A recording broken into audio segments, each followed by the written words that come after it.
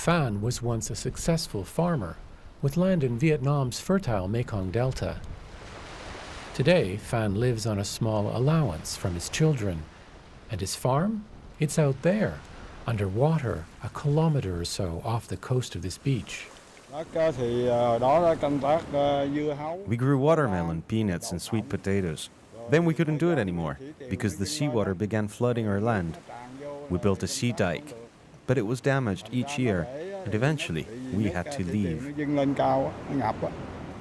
Thousands of coastal farmers have already lost their land and incomes, but now sea level rise is threatening even more farmers upstream.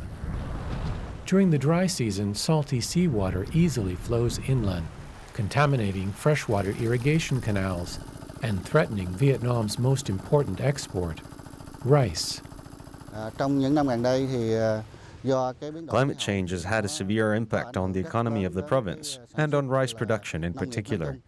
Saline water now comes every year to the inland areas, which results in reduced production. 60 kilometers upstream, farmer Bin Tak would never have imagined seawater entering his irrigation canal, but today it's killing his crop. This season, he expects his harvest will be half of what it once was. I went to the canal and tasted the water as I did just now, and then pumped it into my field. But the rice is not growing well. It's dying. So I cannot pump water into the field anymore because I don't know how salty it is. Farmers say they are in desperate need of information and ideas that will help them adapt to climate change. And for the first time, they might get the help they're looking for. Over the next 6 years, the UN's International Fund for Agricultural Development, in cooperation with the Vietnamese government, will invest $50 million in activities like monitoring and forecasting salinity, improving irrigation canals and dikes, and helping farmers find income alternatives that might include growing something other than rice.